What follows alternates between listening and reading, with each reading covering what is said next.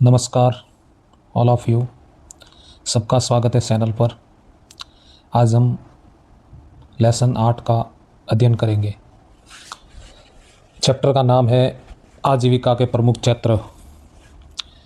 मनुष्य अपने जीवन निर्वाह के लिए जो कार्य करते हैं, ये क्षेत्र विशेष के प्राकृतिक संसाधन, जलवायु, आर्थिक, सामाजिक, शैक्षिक स्तर पर निर्भर करते हैं। राजस्थान खनिज संपदा में एक संपन्न राज्य है। साथ ही यहाँ विभिन्न प्रकार की राजस्थान में जलवायु पाई जाती है। यहाँ के लोग राजस्थान के कृषि, पशुपालन और खनन का काम करते हैं। राजस्थान में आर्थिक विकास के साथ साथ पर्यटन, उद्योग, सेवा क्षेत्र के कार्य करने वालों की संख्या हाल ही में बढ़ी है। राजस्थान में कृषि का क्राइटेरिया और इसका विकास किस प्रकार है उसका देखते हैं। राजस्थान का 60% भूभाग मरुस्थल है। यहाँ अधिकांश कृषि मानसून की वर्षा पर निर्भर करती है, यानी बारिश होगी तो ही राजस्थान में कृषि होगी। मरुस्थलीय इलाके में सबसे ज़्यादा ये समस्या है। और राजस्थान की जो कृषि है उसे मानसून का जुआ कहते हैं, यानी मानसून से वर्षा होगी तो ही यहाँ पे फसलें की पैदावार होगी। वर्ष भर में 3 प्रकार की फसलें यहाँ पर पैदावार होती हैं: रबी की फसल, खरीफ की फसल और जायद की फसल। रबी की फसल की बुवाई जब सर्दी प्रारंभ होती है उस समय की जाती है और गर्मी प्रारंभ होने पर मार्च अप्रैल में इसकी कटाई की जाती है। और रबी की फसलें हैं गेहूँ, जौ, चावल, चना और सरसों। खरीफ की फसलें यानी खरीफ की फसल जो वर्षा ऋतु के प्रारंभ में इसकी बुवाई होती है और शीत ऋतु के प्रारंभ में काट ली जाती है। खरीफ की फसलों के अंतर्गत है जवार, खरीफ की फसल है बाजरा, मूंग, कपास, गन्ना, मूंगफली और तिल। जायद की फसल ये मार्च अप्रैल से जून जुलाई तक ली जाती है और जायद की फसलों के अंतर्गत हैं खरबूज, तरबूज और ककड़ी। राजस्थान में कृषि के पिछड़ेपन के जो कारण है वो प्राकृतिक कारण के अंतर्गत बार बार यहाँ सूखा पड़ जाता है, रेतीली, ऊसर, बंजर भूमि और मृदा अपरदन। आर्थिक कारण है, किसान यहाँ पे निर्धन है, उपज का कम मूल्य मिलता है, पुरानी तकनीक से कृषि, सिंचाई के साधनों की कमी, उत्तम खाद बीज की यहाँ पे कमी है। तीसरा है संगठनात्मक कारण, भूस्वामित्व की समस्या, नीतिगत कमजोरियां। राजस्थान में कृषि की क्या विशेषताएं? देश में बाजरा, सरसों और गवार इसके उत्पादन में राजस्थान प्रथम स्थान पर है। गुजरात के बाद राजस्थान में मूंगफली के उत्पादन में दूसरा स्थान है। पश्चिमी राजस्थान में बाजरा सर्वाधिक बोया जाने वाला खाद्यान्न है। दक्षिणी राजस्थान में खाद्यान्न फसलों में मक्का की खेती प्रमुख है। श्री गंगानगर जिला गेहूं उत्पादन में प्रथम स्थान पर है। छठी विशेषता है पश्चिमी राजस्थान में इंदिरा गांधी नहर से करीब 17.5 लाख हेक्टेयर क्षेत्र में सिंचाई की सुविधा का विकास हुआ है। अगली विशेषता है सिर्फ 35% फसली क्षेत्र में सिंचाई सुविधा उपलब्ध है। कृषि सिंचित क्षेत्र के 66% क्षेत्र की सिंचाई कुएं, नलकूप और ट्यूबवेल से होती है। नहरों द्वारा करीब 33% सिंचाई होती है और तालाबों द्वारा सिंचित क्षेत्र बहुत कम है।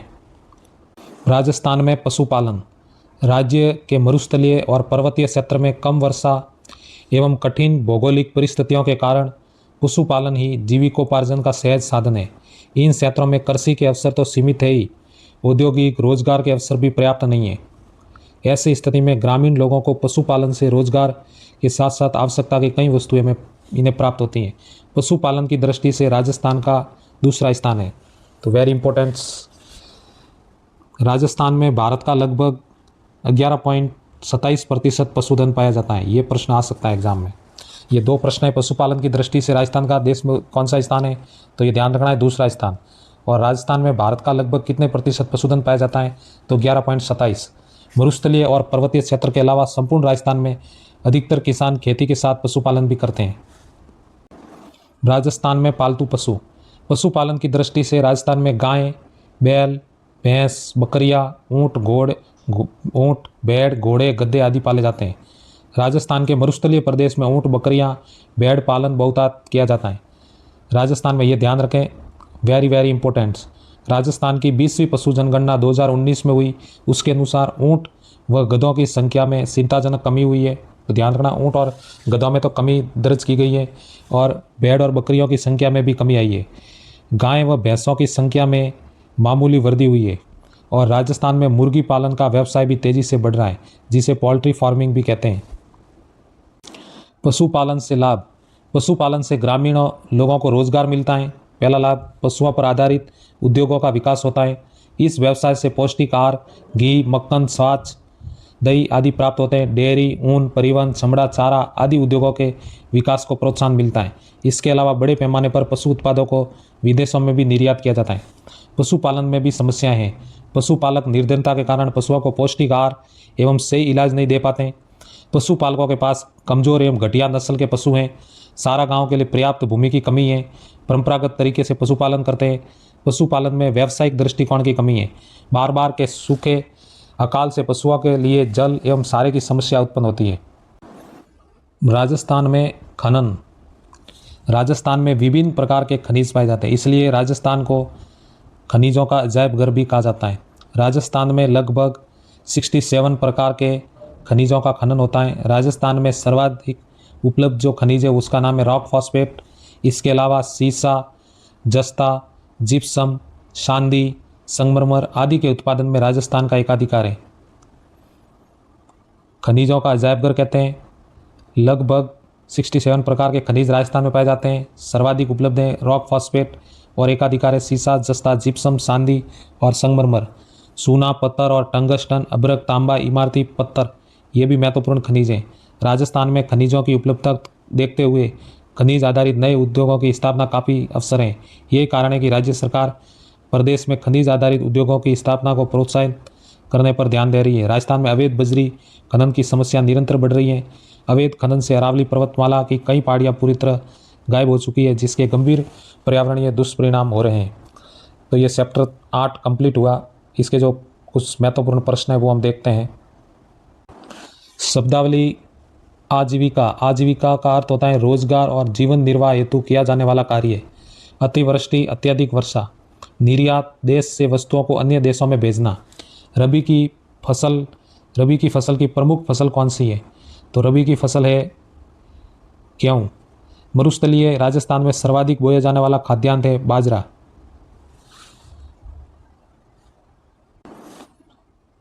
नौवां लेसन है राजस्थान में आधारभूत सेवाएं। किसी राज्य के विकास के लिए कुछ आधारभूत सेवाओं की आवश्यकता होती है, जैसे शिक्षा की आवश्यकता होती है, चिकित्सा, परिवहन, स्वास्थ्य आदि। आम जन जो होते हैं लोग, उनको आधारभूत सेवा उपलब्ध करवाना सरकार का प्रमुख दायित्व और कार्य होता है। राजस्थान में राज्य सरकार द्वारा इस क्षेत्र में किए गए कार्यों का संक्षेप में वर्णन इस अध्याय में हम पढ़ेंगे। शिक्षा मनुष्य की जन्मजात क्षमताओं के विकास के साथ साथ उसमें चारित्रिक एवं व्यक्तित्व विकास का मार्ग प्रशस्त करती है। शिक्षा व्यक्ति के जीवन में आगे बढ़ने, सफलता प्राप्त करने, समाज एवं देश का विकास करने का मुख्य माध्यम शिक्षा ही होती है। विद्यालयी शिक्षा इन सभी में सर्वोपरि है। राज्य सरकार द्वारा सभी बच्चों को शिक्षा प्राप्ति के अवसर सुलभ कराने के लगातार प्रयास किए जाते हैं। राज्य में विद्यालय शिक्षा के लिए प्राथमिक, उच्च प्राथमिक और उच्च माध्यमिक विद्यालय संचालित है। 3 प्रकार के तीनों विद्यालय हमारे राज्य राजस्थान में संचालित हैं। संस्कृत शिक्षा व्यवस्था का महत्वपूर्ण आयाम। राज्य में उच्च शिक्षा के लिए विश्वविद्यालय और महाविद्यालय विद्यमान है। इसी तरह तकनीक और मेडिकल शिक्षा के संस्थान भी राजस्थान में विद्यमान है। शिक्षा का अधिकार। राजस्थान में भी शिक्षा का अधिकार अधिनियम 2009 में से 14 वर्ष के बच्चों को निःशुल्क अनिवार्य शिक्षा प्रदान की जाती है। इस अधिकार से तय आयु के सभी बच्चों को शिक्षा मिलने का समान अवसर मिलता है। ये अधिनियम जहाँ बच्चों को शिक्षा प्राप्त करने की सुविधा देता है, वहीं अभिभावकों से बच्चों को विद्यालय में प्रवेश कराने का कर्तव्य भी बताता है। विद्यालय में बेहतर भौतिक सुविधाएं उपलब्ध करवाने के लिए राज्य सरकार निरंतर प्रयासरत है। बच्चों को अच्छी शिक्षा मिले, इसके लिए राजस्थान में निःशुल्क शिक्षा दी जाती है, निःशुल्क पाठ्य पुस्तक दी जाती है, पुरस्कार, छात्रवृत्ति, छात्रावास, निःशुल्क गणवेश, मध्याह्न भोजन, दुग्ध वितरण की सुविधा उपलब्ध करवाई जाती है। बेहतर परीक्षा परिणाम देने वाले विद्यार्थियों को राज्य सरकार द्वारा प्रोत्साहन दिया जाता है और जो बालिकाएं हैं उन्हें इंदिरा प्रियदर्शनी गार्गी पुरस्कार प्रोत्साहन देना भी एक महत्वपूर्ण राज्य सरकार का कदम है। साक्षरता। वर्ष 2011 की जनगणना के आधार पर राजस्थान की कुल साक्षरता है 66.11, ध्यान रखें, और पुरुष साक्षरता है 79.19 परसेंटेज और महिला साक्षरता है 52.12%। स्वास्थ्य सेवाएं। स्वास्थ्य प्रत्येक व्यक्ति की मूलभूत आवश्यकता है। स्वास्थ्य का अर्थ केवल शारीरिक नहीं बल्कि मानसिक रूप से, सामाजिक रूप से, बौद्धिक सभी प्रकार के स्वास्थ्य से होता है। इसलिए सरकार जनहित को ध्यान में रखते हुए नागरिकों को पर्याप्त स्वास्थ्य सुविधाएं प्रदान करती है। सरकार द्वारा सबके लिए स्वास्थ्य की संकल्पना को साकार करने, नागरिकों को बेहतर सुविधा उपलब्ध कराने की दिशा में प्रयास किए जा रहे हैं। स्वास्थ्य सुविधाएं। राजस्थान की जनता के स्वास्थ्य कल्याण के लिए स्वास्थ्य उपकेंद्र, प्राथमिक स्वास्थ्य केंद्र, सामुदायिक स्वास्थ्य केंद्र खोले गए। नागरिकों को आपातकालीन स्थिति में स्वास्थ्य और उसकी सुरक्षा के लिए ध्यान रखना है। 108 निःशुल्क आपातकालीन सेवा इसके माध्यम से उपलब्ध करवाई जाती है। राजस्थान में जयपुर, जोधपुर, अजमेर, बीकानेर, कोटा, उदयपुर में आयुर्विज्ञान महाविद्यालयों में विशेष चिकित्सा की सुविधाएं उपलब्ध हैं। स्वास्थ्य योजनाएं। राजस्थान में नागरिकों की स्वास्थ्य की कुशलता के लिए सरकार कई प्रकार की योजनाएं संचालित करती है, जिसमें मुख्यमंत्री आयुष्मान आरोग्य योजना, मुख्यमंत्री सहायता जीवन रक्षा कोष, मुख्यमंत्री लाड़ो प्रोत्साहन योजना, मुख्यमंत्री निःशुल्क निरोगी राजस्थान दवा योजना, मुख्यमंत्री निःशुल्क निरोगी राजस्थान जांच योजना, जननी सुरक्षा योजना, जननी शिशु सुरक्षा योजना आदि प्रमुख उदाहरण है। इसी प्रकार राज्य में क्षय रोग, मलेरिया, अंधता, आयोडीन अल्पता विकार, एड्स आदि रोगों पर नियंत्रण एवं कुष्ठ रोगों के उन्मूलन हेतु कई राष्ट्रीय कार्यक्रम भी चिकित्सा, स्वास्थ्य, परिवार कल्याण विभाग द्वारा संचालित किए जाते हैं। स्वास्थ्य विभाग के अंतर्गत औषधि नियंत्रण संगठन कार्य करता है, जो दवाइयों का विक्रय, लाइसेंस, निर्माण आदि प्रदान करने का काम करता है। इसके साथ ही ये प्रतिबंधित दवाइयों की सूची भी जारी करता है। राजस्थान सरकार स्वास्थ्य योजना RGSH में सरकारी कर्मचारियों, पेंशन भोगियों और विधायकों को शामिल किया गया है। तो RGSH में एक तो सरकारी कर्मचारी शामिल है, पेंशन भोगी और विधायक इसके अंतर्गत आते हैं। संचार एवं डाक सेवा। वर्तमान युग में सूचना तकनीकी का युग है। इस दिशा में राजस्थान में भी महत्वपूर्ण कदम उठाए जा रहे हैं। आप संसार को सूचना या समाचार भेजने की प्रक्रिया से समझ सकते हैं। इसके माध्यम से दो या दो से अधिक व्यक्ति अपने संदेश अथवा विचारों का आदान प्रदान करते हैं। टेलीफोन, टेलीविज़न, रेडियो, टेलीग्राफ इसके प्रचलित साधन है। बढ़ते हुए सूचना और तकनीकी ज्ञान ने संचार के क्षेत्र को में क्रांति ला दी है। राजस्थान में सूचना तकनीकी संचार विभाग कार्यरत हैं, जो नवीन बदलावों के अनुरूप राज्य के तकनीकी विकास के लिए प्रयास करता है। ये राज्य में सूचना एवं संचार से संबंधित नीति के निर्माण और क्रियान्वयन का कार्य करता है। सूचना एवं तकनीकी से संबंधित सुविधाओं, शर्तों, सीमाओं को तय किया जाता है। डाक सेवा संचार डाक सेवा के माध्यम से नागरिकों को संदेश और सामग्री को आदान प्रदान करने की सुविधा उपलब्ध करवाई जाती है। संदेशों, सूचनाओं, विविध सामग्री को भौतिक तथा वस्तुगत रूप में आदान प्रदान करने अथवा एक दूसरे तक पहुंचाने में डाक व्यवस्था का महत्वपूर्ण योगदान है। डाक एवं संचार विभाग भारत सरकार का एक महत्वपूर्ण विभाग है।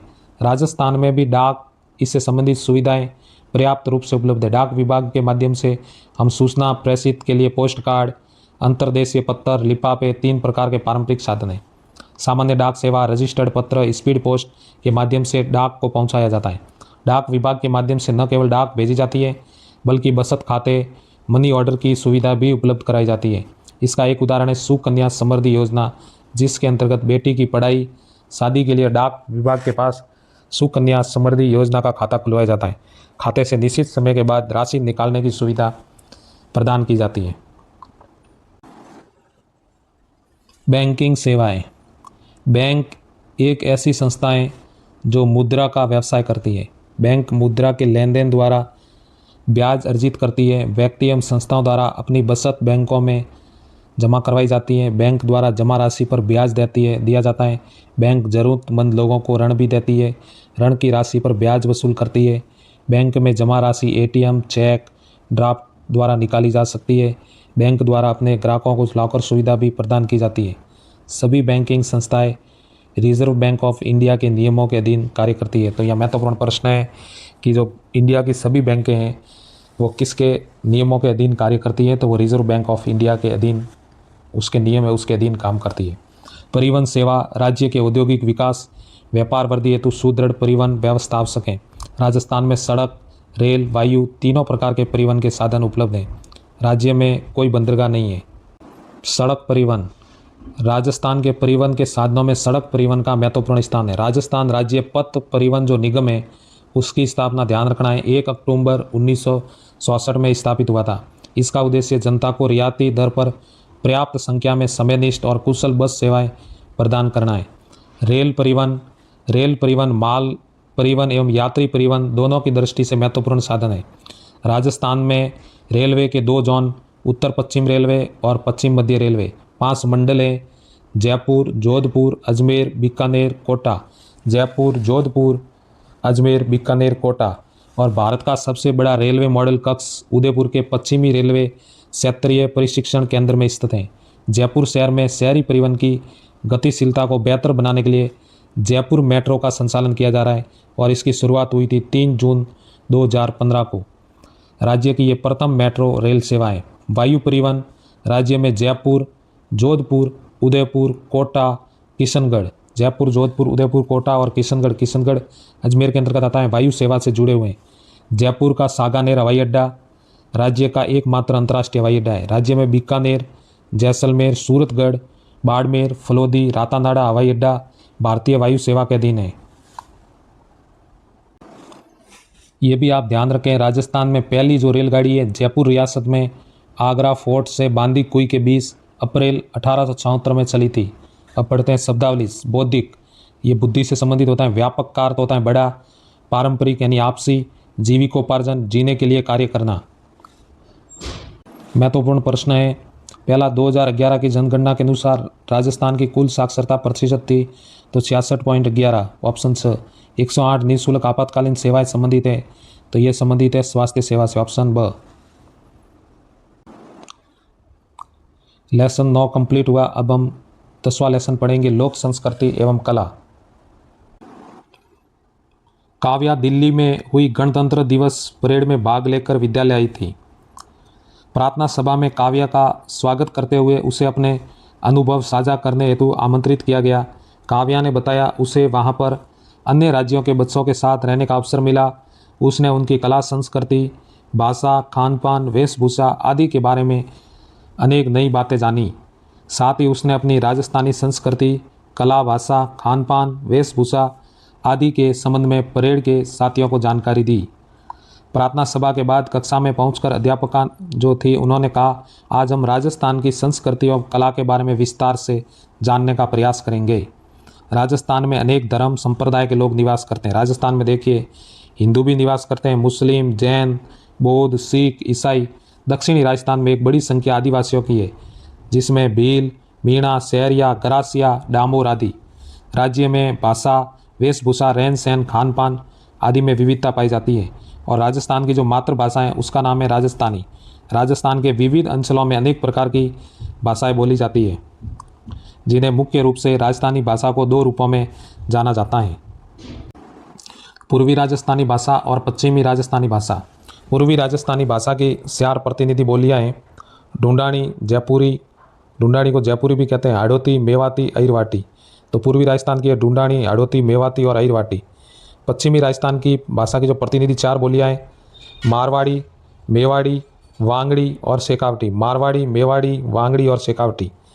हमारा राजस्थान सांस्कृतिक दृष्टि से विविधतापूर्ण है। यहाँ भाषा, वेशभूषा, खान पान, रीति रिवाज आदि में भी अंतर देखने को मिलता है। इसलिए कई दाल ढोकला खाते हैं तो कई दाल बाटी, कई बाजरे का खीस तो कई मक्का की रोटी तो कई कैर सांगरी। चित्रों में दिखाई दे रहा है दाल बाटी, घेवर, चूरमा। वेशभूषा, राजस्थान में वेशभूषा अपने चटक रंगों के लिए जानी जाती है। पारंपरिक राजस्थानी परिधान काफ़ी सुंदर और आरामदायक होते हैं। महिलाएं घाघरा, चोली, रंग बिरंगी गोटा लगी ओढ़नी पहनती हैं। पुरुषों का पारंपरिक परिधान धोती कुर्ता और पाजामा है। स्वाभिमान और सम्मान का प्रतीक माने जाने वाली राजस्थानी पगड़ी बहुत आकर्षक होती है। वर्तमान में पश्चिमी वेशभूषा का प्रभाव बढ़ता जा रहा है, फिर भी राजस्थान की बहुरंगी वेशभूषा प्रभावित करती है। मनोरंजन के पारंपरिक साधन, मनोरंजन जीवन का अनिवार्य अंग है। राजस्थान के विविध अंचलों में स्थानीय व सहजता से उपलब्ध पारंपरिक साधनों द्वारा मनोरंजन किया जाता है।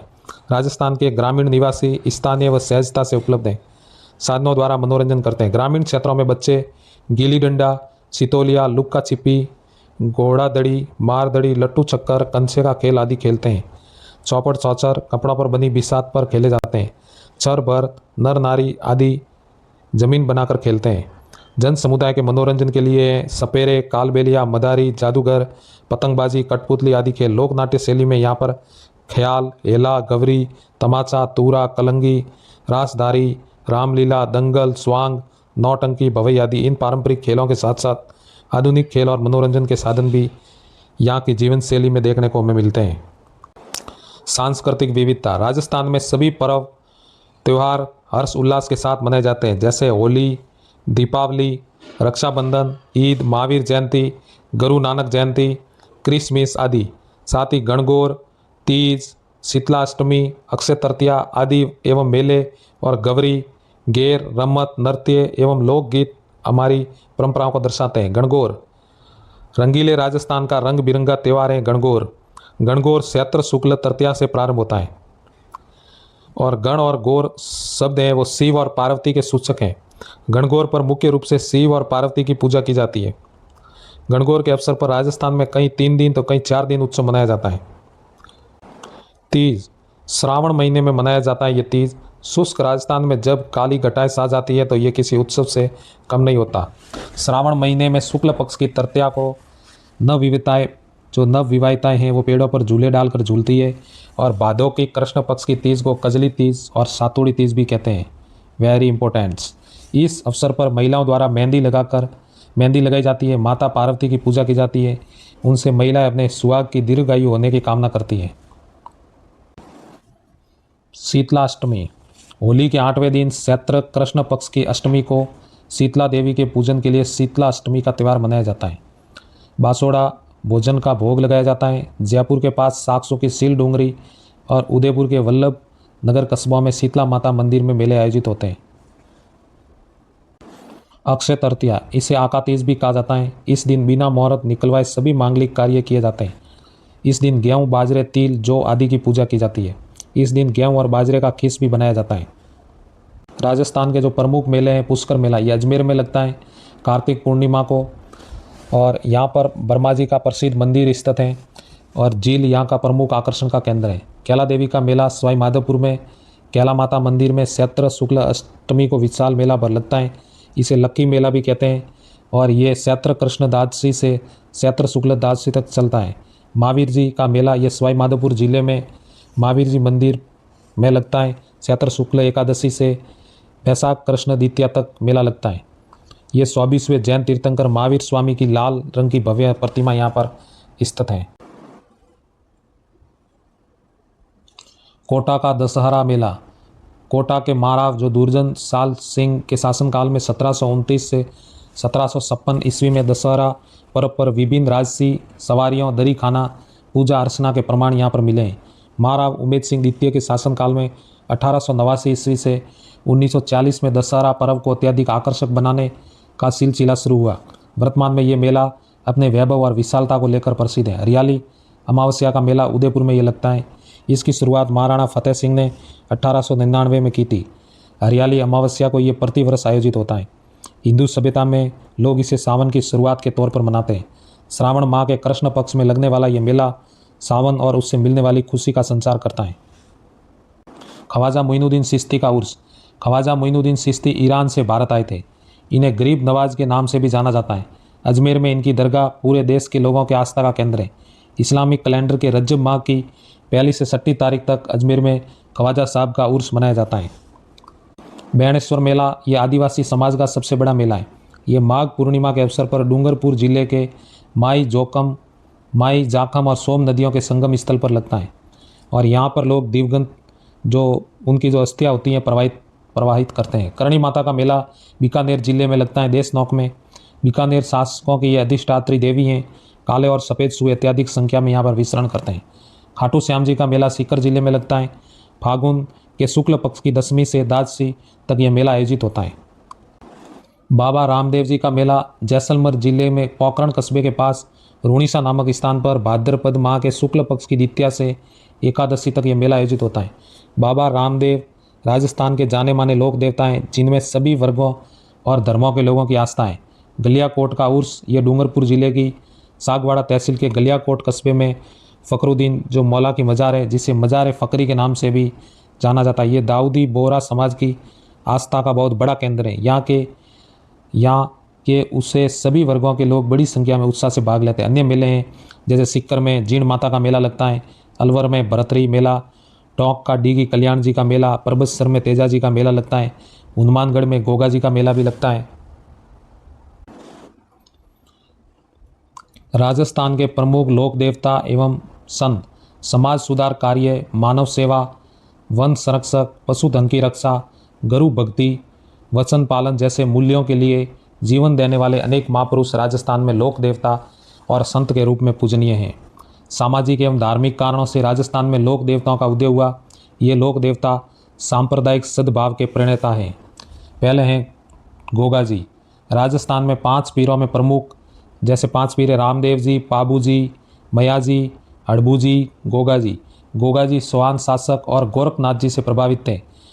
भादर कृष्ण नवमी को गोगा नवमी के रूप में मनाया जाता है। इस दिन गोगा जी की पूजा अर्चना की जाती है। गोगा मेड़ी हनुमानगढ़ में महीने भर तक चलने वाला मेला लगता है। तेजा जी गोधन की रक्षा के लिए अपने प्राणों की बाजी लगा दी। भाद्रपद शुक्ल दशमी को परबतसर में तेजा जी की स्मृति में विशाल पशु मेला लगता है। तेजा जी की गाथा बहुत प्रसिद्ध है।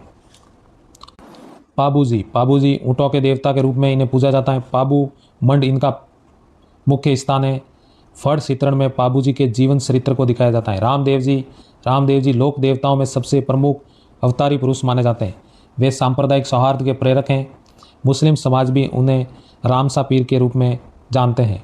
रामदेवरा में भाद्रपद माह में विशाल मेला लगता है। इन सब के अतिरिक्त मल्लीनाथ जी, देवनारायण जी, हड़बू जी राजस्थान के प्रमुख लोक देवता माने जाते हैं।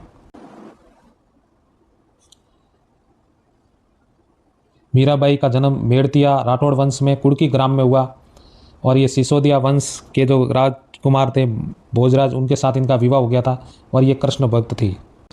दादू दयाल। दादू ने कर्मकांड, जाति प्रथा, मूर्ति प्रथा, रूढ़िवादिता आदि कुरीतियों का जमकर विरोध किया था। 1585 में फतेहपुर सीकरी में इन्होंने अकबर से भेंट की। फिर राजस्थान में आकर भक्ति का प्रचार करते रहे। 1603 ईस्वी में नारायणा में उन्होंने अपनी देह त्याग दी। इन्हें निर्गुण भक्ति के ये ज्ञाता थे। जाम्बोजी विष्णुई संप्रदाय के प्रवर्तक थे। इनका जन्म विक्रम संवत 1508 भाद्रपद कृष्णाष्टमी को 1451 ईस्वी को पीपासर नागौर नामक गांव में हुआ। जाम्बोजी के उपदेशों पर चलते हुए बिश्नोई समाज निरंतर पर्यावरण की रक्षा, जीव हत्या के विरोध में प्रयासरत हैं, जो अनुकरणीय है। जसनाथ जी, इनका जन्म कत्रियासर बीकानेर में हुआ। इन्होंने गोरखनाथ जी से प्रभावित होकर तपस्या की और चमत्कारी योगी बन गए। सरदानाथ जी, राजस्थान के शेखावटी क्षेत्र में संत सरदानाथ जी ने स्वयं शिक्षित नहीं होते हुए भी जन जन में शिक्षा की अलग जगाई। इन्होंने अपरिग्रह, समता, चरित्र निर्माण की शिक्षा दी। सीकर जिले के नव लक्ष्मणगढ़ में त्याग और तपस्या के प्रतीक के एक आश्रम का निर्माण करवाया, जो सभी वर्गों के लिए पवित्र स्थल है। इनकी मान्यता थी कि स्वच्छता में ही ईश्वर का निवास है। ये आश्रम का आदर्श वाक्य बन गया। काष्ठ कला एक प्रसिद्ध हस्तकला है। इस कला में लकड़ी के विविध प्रकार के कलात्मक वस्तुएं बनाई जाती हैं। इस कला का जो प्रधान केंद्र है वो चित्तौड़गढ़ है। लकड़ी के बेवाण, कावड़, रंगाई सफाई के ठप्पे यहाँ तैयार किए जाते हैं। लकड़ी से निर्मित जो खिलौने और कठपुतली का निर्माण तो उदयपुर में होता है। जेठाना, डूंगरपुर में लकड़ी की मूर्तियाँ और शेखावटी और बीकानेर में फर्नीचर के लिए ये जाना जाता है। मूर्ति कला संगमरमर के लिए राजस्थान प्रसिद्ध है। अलग अलग प्रकार के यहाँ पत्थर पाए जाते हैं। इस कारण मूर्तियाँ व पत्थरों पर बारीक नक्काशी का काम किया जाता है।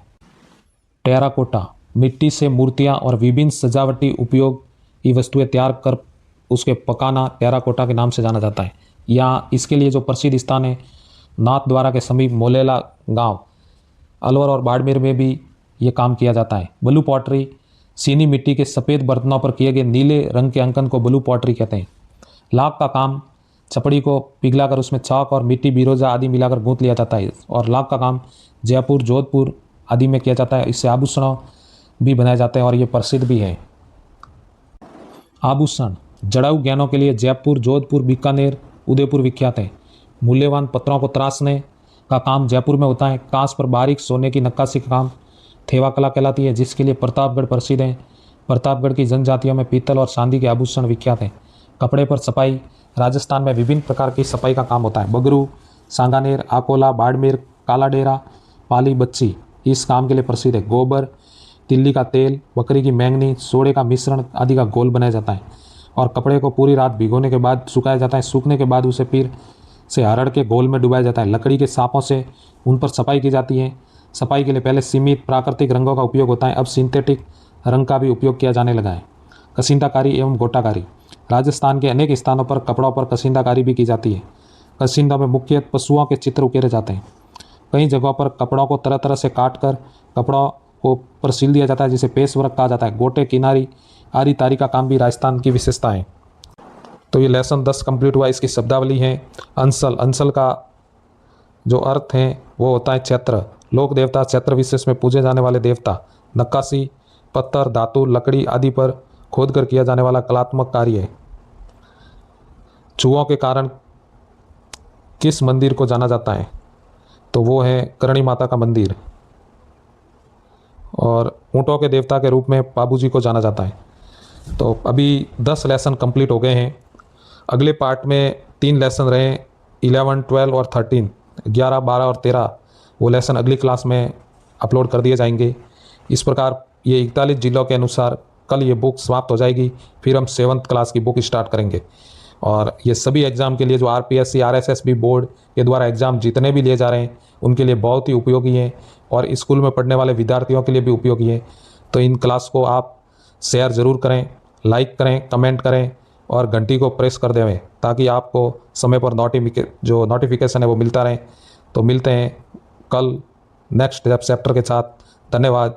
जय हिंद, जय भारत। धन्यवाद। एक बार और धन्यवाद।